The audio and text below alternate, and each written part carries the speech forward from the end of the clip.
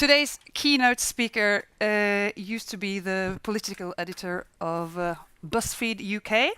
The last couple of years he's been media editor at The Guardian. So Jim Waterson has the perspective of both new and traditional media, and we're excited to hear his take on the changes that's been going on, maybe especially in UK and the US, both media-wise and in politics. Yep. Yeah. That's all good. That's so good. So he's going to tell us basically what the hell is going on. Fantastic. And just while we get I think we're just sorting out a couple of technical gremlins. So just thank you very, very much for having me. I'm very sorry. This is my first visit to Norway and my Norwegian is not very good.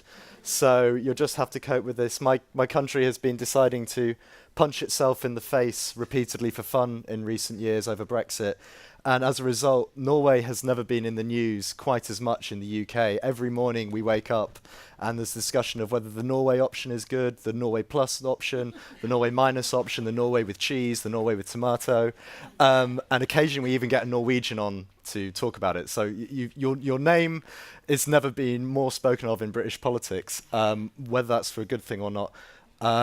And I thought I was actually the first member of my family to come to Norway until I told my dad that I was coming here, and he said, it turns out that my great-grandfather did speak Norwegian, which was news to me. And in 1909, he came here with a timber business to learn how to go out into the woods, to chop down trees, to do manly things like that. And 110 years after he came to a newly independent Christiania to do proper men jobs, I've come here to talk to you about Twitter. So we return, but not quite as we once were. I'm not sure if this clever clicky thing is working. I'm going to try it. There we are, it does. So I thought I'd do a bit of fake news to get us going because that feels appropriate. I've got a lot that I'm going to try and rattle through in a very short time. If my English is too fast or it's too confusing, please just shout and tell me to shut up. But what I'm going to do is, so I am the media editor at The Guardian. That means I cover the media industry. That means everything from what the BBC is doing, to what Netflix is doing, to what Facebook in particular is doing, to how news is traveling. Before that, I spent 5 years at BuzzFeed, where we built something internet only from the ground up. Most of what I say is coming from a print or online perspective. That doesn't mean it doesn't apply to radio and TV, but that is sort of my priors. That's where it's coming from. And in the questions afterwards, if you want to say, well, this is completely irrelevant to what I do, then please do, and we can talk about other things that I know. So very quickly, the three things we're going to do is go through the way online publishing changed in the UK, the sort of three eras of it as I see it, what that did to audiences, and then the tricks that from that process we learned as ways of reaching new audiences who weren't being engaged by traditional media. So I'm going to rattle through the history session because I find this interesting, but a lot of people wouldn't. So the good old days, Britain has a very, very strong print newspaper landscape. We are led by papers like The Sun, which at its peak was selling 4 million. Very opinionated, shamelessly partisan. This is a famous front page where they criticised the Labour leader who was going to win and then declared proudly that they won the election with their front page, which is something you probably wouldn't get away with claiming today from a print outlet. And the British news industry is best summed up by this 1980s sitcom, which is called Yes Minister. And I've murdered the translation of it using Google Translate, but this is the scene which sums up what the British news industry used to be like.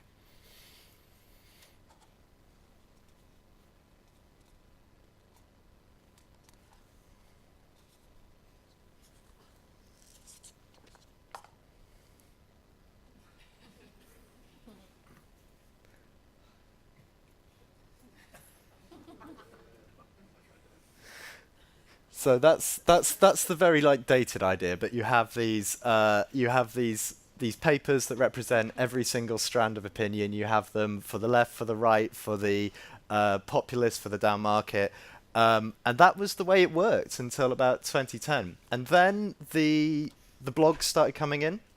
That started to break up the traditional way of doing things. This was actually just a random photo that I'd taken. It wasn't even taken especially for this talk. I can't emphasize enough how often the Norway option is coming up in British politics at the moment.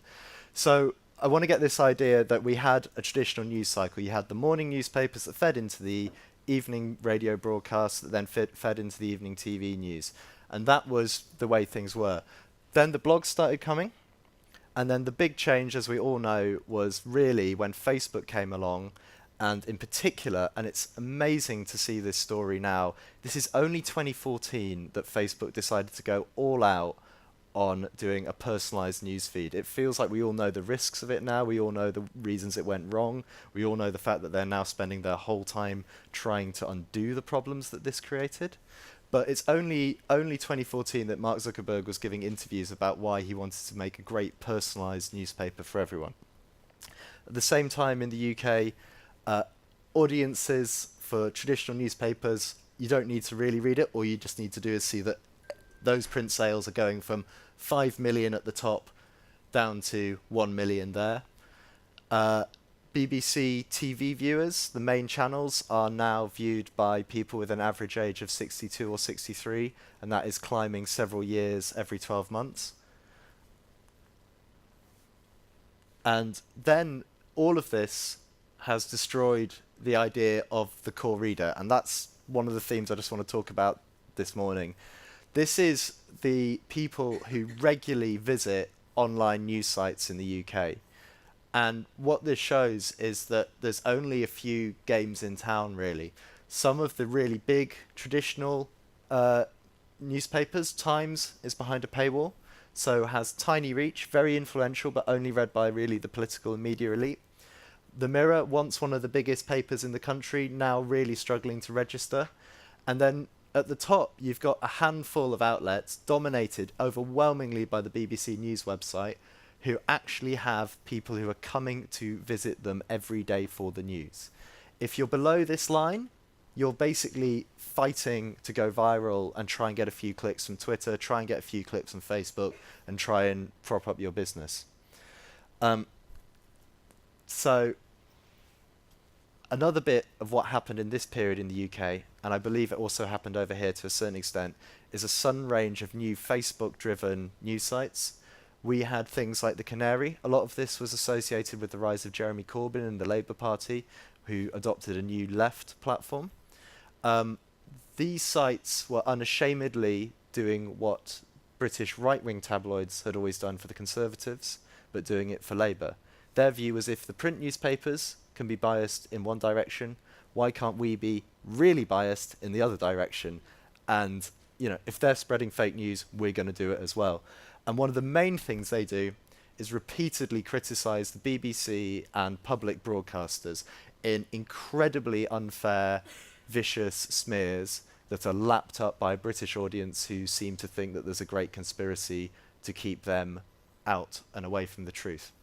So this is one of the definitive things. In the last election in the UK, this is some analysis I did, the most shared news stories were all about why the mainstream media were not letting Jeremy Corbyn's message get out there.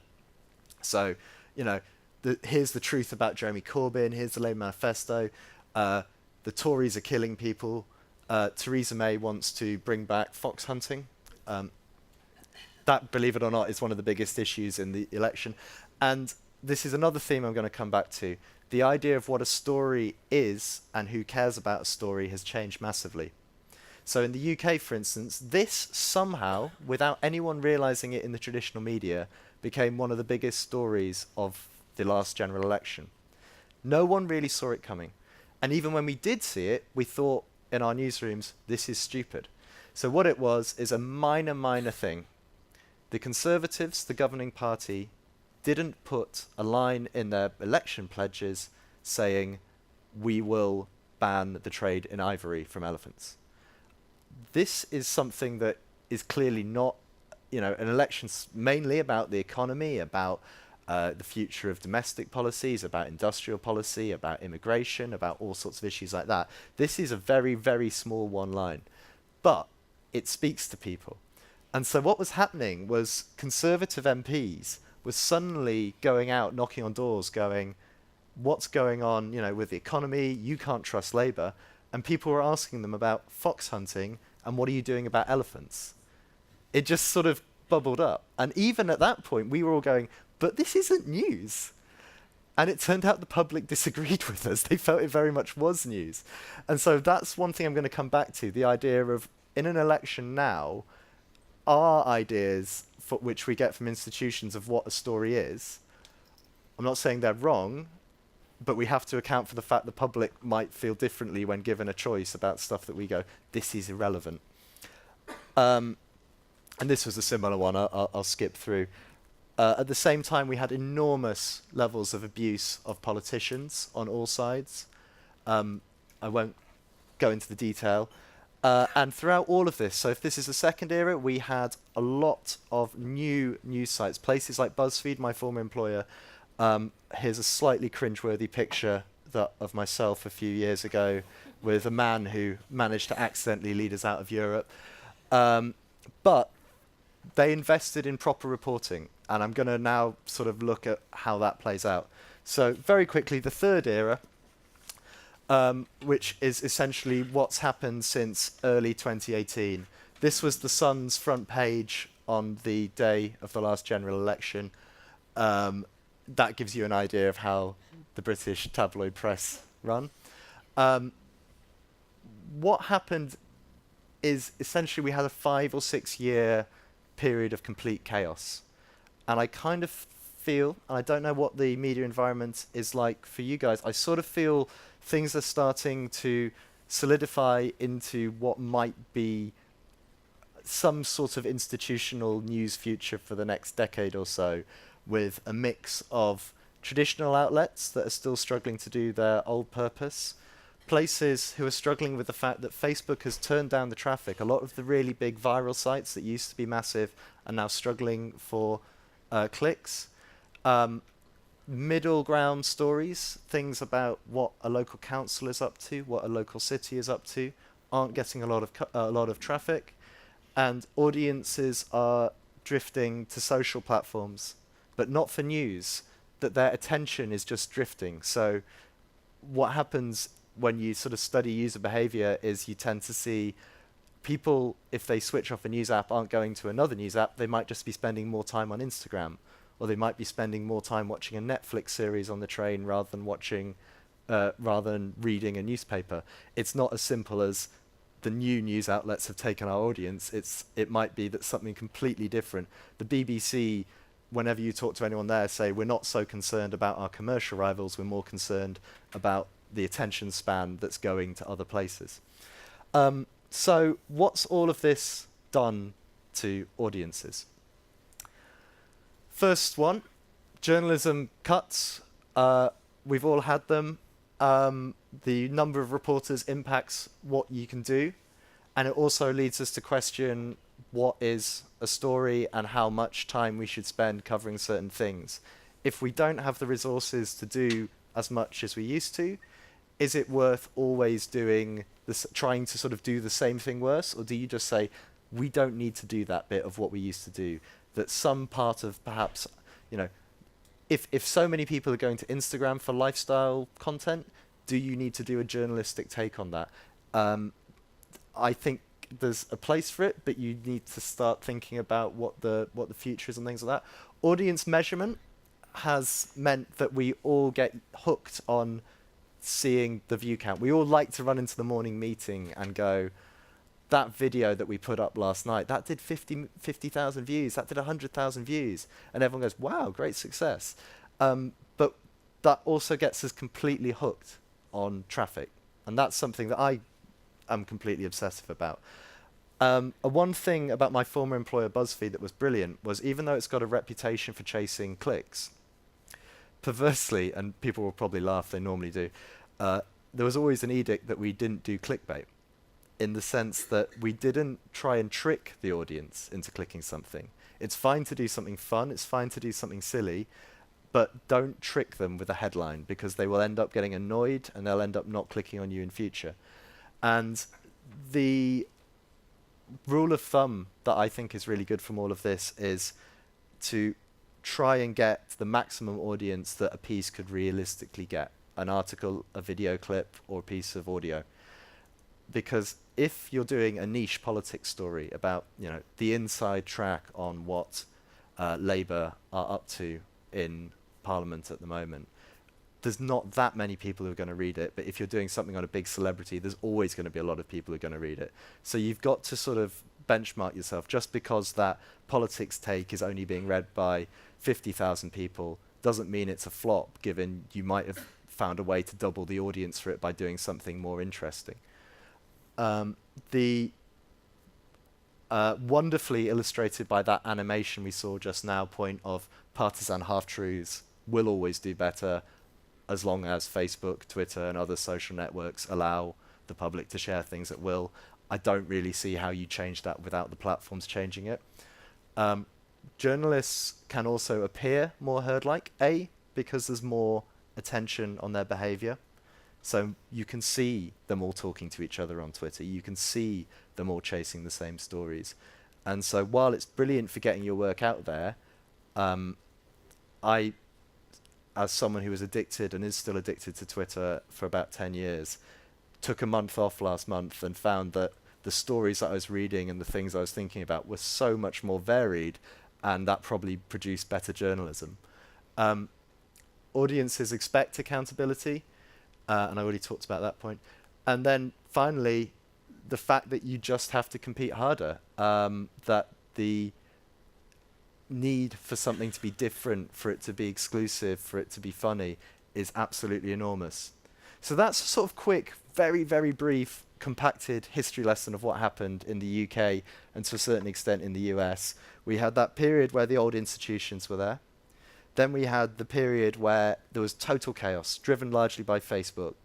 And now that Facebook is dialing down, that the platforms are having to work out where they want to send traffic, which sites should get the readership, that seems to be entering a new era of sort of giving slightly more comfort to traditional publishers, traditional news outlets and public broadcasters. But we also now have to compete with the fact the public have got used to the period of chaos. So something new is happening, but it's probably time to stop talking about the media is changing and more that it has now changed. And this might be the status quo. This might be how things are from now on. So when I was asked to do this talk, one of the key things is I know you've got elections coming up on a local level, and I wanted to talk about how you reach younger audiences, how you approach people who aren't necessarily reading traditional news sources, and some of the things that I've learned over the last few years. Now, it's very strange, actually. I think this is, as someone who's 29 years and 11 months old, this is the final time I'm qualified to give this talk. I'm clinging on to the idea that I can represent any form of youth politician. So this is sort of my valedictory goodbye to trying to cover the news for under 30s. There's a few things. I'm going to rattle through them. There's no order, there's no logic, and we can talk about them at the end. I'm going to be around, and I've got so many more ideas, but I've tried to condense it all down.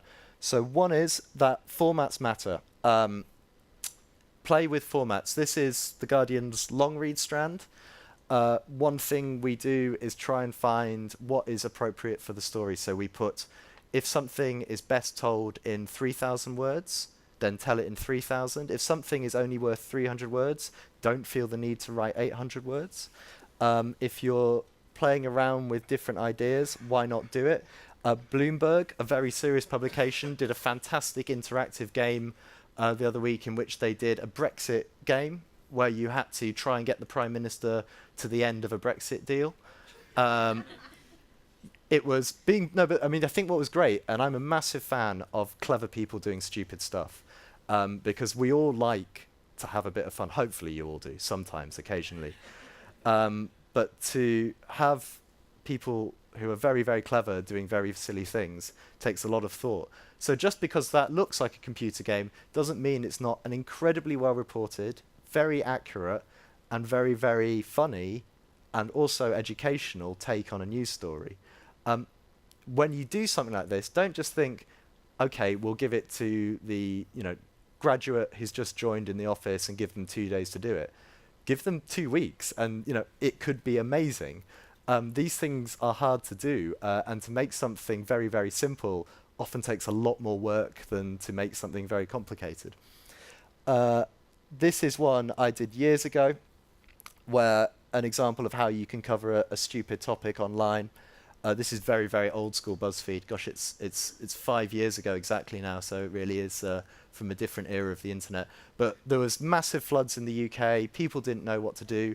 The politicians can't really do anything when water from rivers is just flowing everywhere. But what they do like to do is just go out and point. So everyone else was trying to cover this story straight, and we just went, this is just stupid. I mean, there is not, the headlines were, David Cameron says, I'm worried about the water. What do you do? So we just went round and collated all the pictures and just ran all of this. And the end result was that, this got followed up as a news story. Serious outlets were saying, oh, well, someone's finally called this stupidity for what it is. Another tip, the middle ground online can be a death zone, especially when you're covering things like politics. So I don't think this is necessarily a good thing, but this is just a fact that I've tended to encounter. So something short, something emotive, something very, very snappy, something that makes people angry, happy, sad, will cause it to go viral. Equally, that amazing 2 or 3 times a month piece, that long read, that thing that's taken someone a year to write and is a 5,000 word piece, and everyone agrees that they're going to sit down and just read it for an hour, that also goes viral. So does the clever game where you've put someone on it for 2 weeks. What tends not to go viral is the thing where you've done an interesting 800 word story or a very helpful account of the day's news.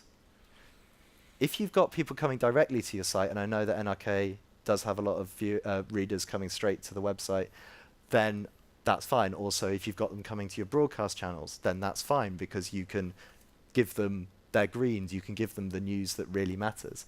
But if you're trying to go viral, I've not found a way to make this is what happened in Parliament yesterday get read and get shared unless it's at the top of an already popular news site, which is a whole different problem. There's no easy solution to that, but it's just something to bear in mind. We talked about this a little bit earlier. This is what happens when you have stories that are bubbling up. So during this election, there'll be things that people start getting very excited about, things that don't necessarily feel like a story that you would traditionally put on a news bulletin. But the world is always changing, and if 10,000 people have shared an obscure story, maybe there's 100,000 people who also want to hear about it. And don't be dismissive of something that previously you wouldn't think mattered. Niche, and this builds on that, the idea that when you find a niche topic, then lean into it. So this is from my old employer. They hired a dedicated LGBT reporter to cover gay rights issues and things like that. They absolutely led the way in the country on this, and traffic was incredibly high. Number of readers was very high. They were often our most read pieces because he was the only person covering this. If you're the only person covering a story, then you're going to end up with all the people who are interested in that story coming to you for it. So just because HIV prevention through drugs was a new thing and no one was reporting on it, everyone came to him with all the stories. BuzzFeed also did a similar thing with Indigenous Affairs reporters in Australia, where they essentially created a beat. They said, there's a lot of people talking about this online, but not one dedicated reporter. So why don't we just create a job? Just put one person on this. And the BBC has just recently followed suit and had a dedicated LGBT reporter working across all of its platforms appointed. And The Guardian had enormous success with this. They were willing to just let an amazing reporter called Amelia Gentleman just work this story about what became the Windrush scandal, which was when a load of people who had come to the UK from Commonwealth countries in the 60s were being deported illegally, but they didn't have passports or paperwork to prove their residency. So she just stuck at this and leant into the niche. Then work out the tricks on how to go viral. The journalism has to come first if you want to remain any credibility. You can't go, we want to get loads of clicks on Instagram. You can't go, I want to get loads of views on Facebook, and then go, just do it. Just get those views. You have to have the reporting. So the Guardian's Instagram is all based on reporting that we've done. You could just buy in stock footage. You could just go and get basic images and put some text over the top, but that wouldn't work and it wouldn't represent the brand. And also think of stupid ways of doing things. Not everything has to be deadly serious. So this was, again, 4 years ago when I was doing a lot of very stupid things. We got the first ever political Snapchat interview. I mean, it's a terrible idea. I mean, don't do that now. But, you know, Snapchat was taking off among our audience. They were a younger audience. And we went, OK, let's just interview some politicians over Snapchat. And as a result, just the fact that the format was stupid, almost the fact that we were slightly mocking ourselves by undermining the format made people read it because they were like, that's a terrible idea. I have to click on it. There's so many things like that. But equally, do you have a phrase, dad dancing? Does that make sense? Okay. So that's the idea of don't try and be the guy at the wedding on the dance floor trying to still do the moves when you really shouldn't be doing the moves. So this was a thing. When BuzzFeed was taking off, we didn't know what we were doing, and yet everyone else thought we knew what we were doing. And so there's this crazy thing where the BBC executives were ordering, they were reading about BuzzFeed getting loads of traffic. We were doing this by accident. And then they were ordering their people to go out and find ways to go viral. That's the worst thing you can do. If you're the BBC, for instance, young people were coming to us for the fun things and then going to the BBC for the serious news. They're not different people. You can go to one place for one thing and another place for another. So even though I've just been talking about all these tricks, don't end up just being really, really cheesy and trying to be down with the kids when that's just not what you are. This is really important. Internet culture is now largely our culture. That's got its own problems. And internet politics, certainly in the UK, is increasingly our political agenda. So when you're looking at things and how a message is being shaped, so in the UK, this is a story I did recently on how Facebook groups are being secretly funded, we don't know by who, to try and influence people. That's as big a story as if someone had done a speech saying something they shouldn't. It's all about how are people's minds being influenced, what is going on. Don't dismiss it because it's a tech story. This is where people's eyeballs are. And if you're trying to reach them in that place, then you need to be reporting on the things that they're seeing. They aren't getting the letters from the politician through the letterbox. They're getting them on their Facebook feed. And diversity matters. This is incredibly important. It's strange to be talking this as a white man working somewhere like The Guardian, and I'm trying to think of the best way of putting it, but you can't tell these stories unless you have staff that represent the audience you're trying to reach. If you don't have young staff, if you don't have diverse backgrounds, if you don't have people of different ethnicities, you aren't going to get the stories that represent those communities, and you aren't going to get read by those communities. And that is something that you can tell the places in the UK that are getting out of touch with the audience because they haven't changed the sort of people that they're hiring. I'm going to rattle through the final few ones very quickly. Go out and talk to people. I've just been talking about how you should be reporting on the internet like it's real life. And then I'm going to say that the problem is you can end up only talking to the people on Twitter or only talking to the people on Facebook. And suddenly, just because your journalism friends are getting very excited about something small, 10 stories have been written on that, and an entire town where something fascinating is happening has gone uncovered. This was Huffington Post in the UK moved their entire newsroom to a different city for a week and just opened a shop and asked people to come in with stories. And believe it or not, they came in with stories, things that wouldn't have been reported otherwise. I was while here, I was checking out how other referendums go and was looking at your attempt at an EU referendum, where you did the sensible thing of choosing to have a vote before going in, rather than us who chose to have a vote to go out without a plan. But it did strike me that this is a similar map in terms of colours to what we have at a lot of UK journalism lectures, where we go, London voted to remain in the EU, the rest of the country didn't, and everyone in journalism is living in the bit that is there. The other one, when reporting on politics, explainers are good. People really get confused. Politics reporting is often very off-putting because it's written for the audience who basically work in the parliament and the journalists who cover them. So you get journalists going, great scoop, great story, for something that makes sense to about 3,000 people, because they're the only ones who know the cast of characters. Fact-checking is obviously very important.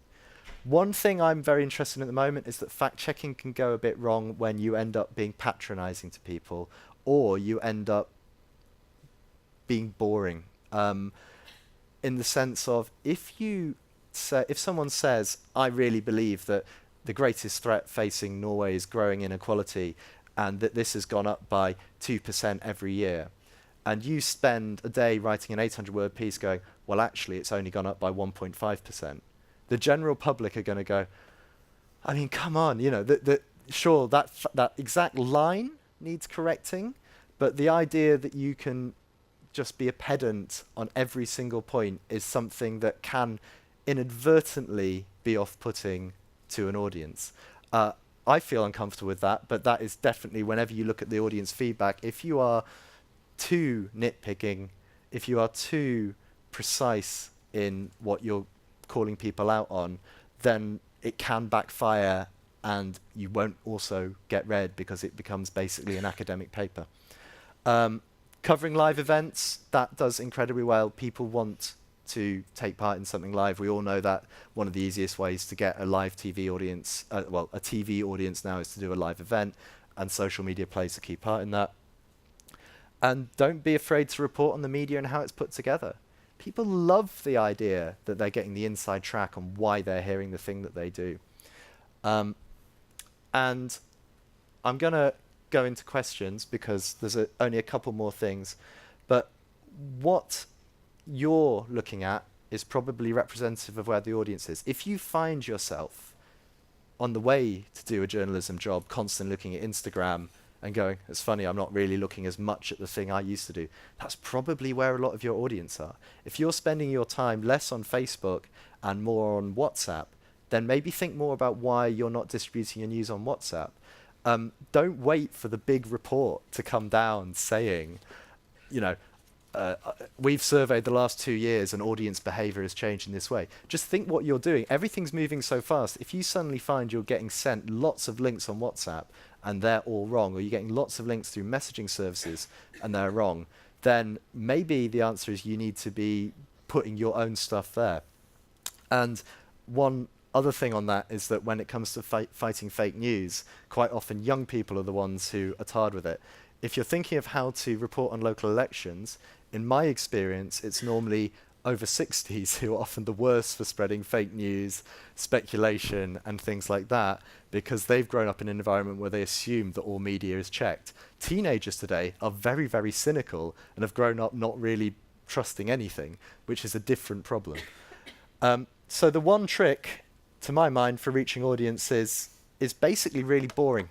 If my career for the last 5 years was trying to work out how young audiences can read about things like politics, unfortunately, the conclusion is it's quite basic. It's find interesting stories that appeal to them, which aren't necessarily the ones that we've always been covering. It's put them in an appropriate format. So play around with the ideas, play around with how you present it. And then it's, rather than distribute them in the way that you used to, find out where your audience is and put it there. It's really quite simple when you start doing that, and you'll start to see people actually engaging. But I've given such an annoyingly thin overview. I've gone through 100 miles an hour on the history of what's happened in the last 10 years, on how that changed audiences, and I've barely got into some of the ways that we do it. But the really positive thing is that people, and certainly younger people, are interested in this stuff. You just have to find out a way of doing good reporting that actually fits with what they want to read. So that is the end of that. Thank you very much.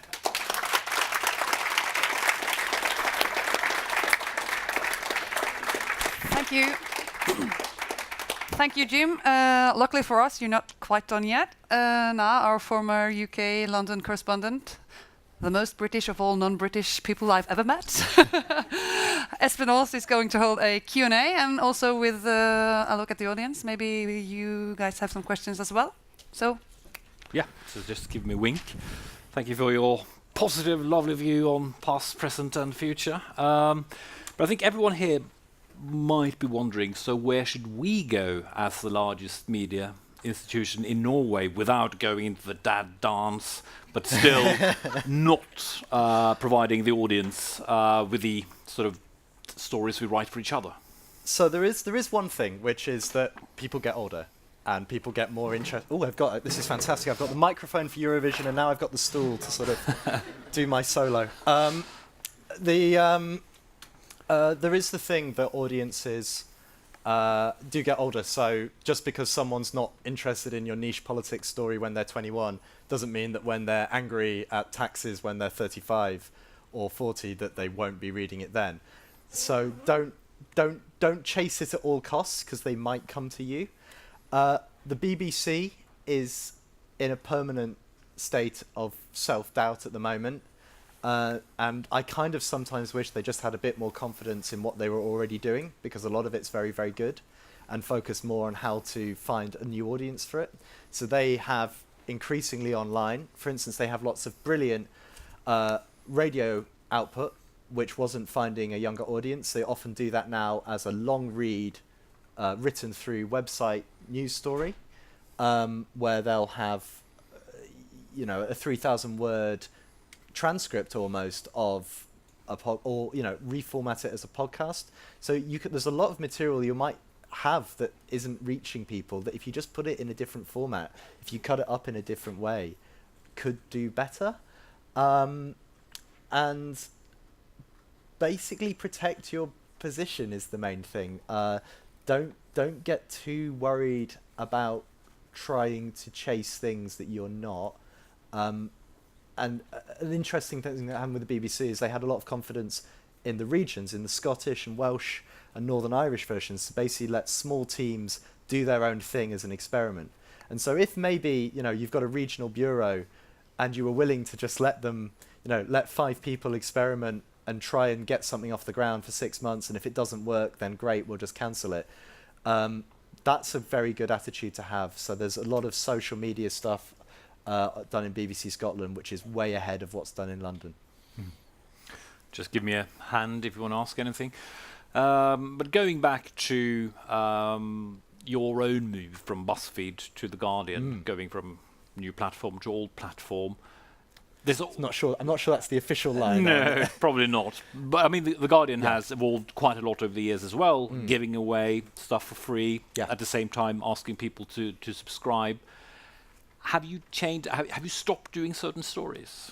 Because you halfway said we are still doing a lot of, especially political stories that people don't really want to read. So have you changed them? Have you skipped them? So the strange thing about The Guardian, and there was that graph I showed of where people actually visit, is that in the UK, the BBC is way out in front, and then you've got Mail Online and The Guardian, which people actually go to get the news. So we're slightly hamstrung in a good way, in that we still have to write what is happening today because people actually still come to us for it. If you're not, and this doesn't apply to NRK as I understand it, But if you're a small, scrappy provider, there is an argument for just saying, look, we're just going to do exclusives. We're just going to do things that are different. We're just going to do things that are offbeat, because then you get an audience. The problem comes if you're with reduced numbers of journalists trying to still cover everything, but you are also trying to ask those same people to do exciting big investigative projects or exciting big new experiments.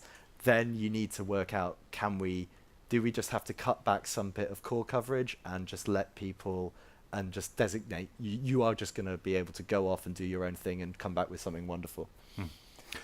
And cross-platforming to social media. Was it a good idea to give all the stories through Facebook and Twitter? Or do we need to do so? Well, I mean, if you look at that period of chaos, there were whole industries that were built, whole outlets that were built on going viral on Facebook, which are now in the process of having to really, really sadly lay off really good journalists because the traffic is just like that, because Mark Zuckerberg woke up one morning and said, I don't really want that anymore. And whole industries have suffered as a result. The dream was always that Facebook would end up paying for it, or that people would appreciate good news. Unfortunately, the public are generally ungrateful, and I don't think that they are massively more willing to have high quality news. People prefer the anger and the shock, and so I think the relationship between the big platforms and news outlets is now so strange, where unless you're one of the very big ones who still has a core audience of your own, you are totally beholden to chasing whatever Facebook is doing at the moment. And right now, it would really prefer to get a lot of news off because it's just causing it trouble. But getting new audiences is still the best trick to do, as BuzzFeed did with Kittens and News, or whatever you do to attract a younger audience. Because we're very concerned about our brand, like the BBC, the NRK is like the main brand for news. But how do we draw in the younger people? Children will go to YouTube and Netflix rather than NRK to watch a children's program. A lot of them do. And how to get them back. There were some stats that I was writing up yesterday that the youth audience for British traditional television fell 15% last year, and the Netflix audience went up 15%. So you can see exactly what is happening there. There isn't an easy solution, and that's why I chose to leave somewhere that was a new media place and go to somewhere a bit more traditional. And I think that is maybe what some consumers are doing as well. We've seen certainly a swing back to traditional newspaper brands in the UK, that people seem to be more returning to the thing that they used to know. So that's a sort of small glimmer of positive if you're working for somewhere like that. In terms of reaching out, you can't necessarily compete on all things. Maybe you can't compete with a South Korean video factory churning out 2 million children's programs a week. You maybe have to sell yourself on quality and say, we're here, we're still here, we're doing good stuff, and you don't want that rubbish. We're going to differentiate ourselves and say we're the quality place. And that is something that is increasingly the prevalent thinking in UK outlets. It's a real mess. In terms of understanding your audience, Yeah. should we underestimate what the audience know, or go the other way around? You talked about explainers earlier, which we do a lot as well, but it's very hard to know where to go. Should we expect people to know the processes, or should we expect them not to? It's a very fine line, because if someone gives me a piece and I think, do you think I'm stupid? I'm not going to read that. I'm going to go to somewhere else. It's really, really hard, and it used to be simple because you knew that if you tuned into the main news bulletin, you were getting the sort of general news, and if you were tuning into the late night thing, you were getting the analysis. And now everything is meshed together, and some people want the most intense micro discussion ever, and some want the biggest, trashiest, most emotive take on the news. My gut instinct is that you should. Here's a really good example. There's something that someone said to me recently, which is that reading a lot of Brexit coverage in the British media is a bit like you've come in at series 3 of a drama program and no one's really said who the characters are or what's going on. And so if there's a way to have, info boxes halfway through a story that just bring you up to date, the BBC do a lot of that, where after the first 10 paragraphs of an online news story, they just go basically, here's a cast of characters, here's what you need to know, here's where we are, so this story almost makes sense because we're assuming so much knowledge. I mean, I was a political reporter for 5 years and then took 2 days off last month, come into the office, and the news didn't make sense to me. So I don't know what, parliamentary procedure as headlines is always going to be complicated, and there's an extent to which you can't ever make that really, really interesting to people. But when you are, I'd assume less knowledge than you think, and that doesn't mean dumbing down. No, that not talking down to the audience. Don't talk down, it. but just say, this minister, who is notorious for doing this, this, and this, and just write it in rather than assuming that everyone has a Wikipedia-style thing in their head. Mm-hmm. You're very modest. Question? How much can a traditional news brand bear of experimental storytelling? So the BBC, I think, is starting to get it right, and they have, particularly online, for a couple of years, were doing incredibly cringeworthy stuff that was very, very bad BuzzFeed ripoffs.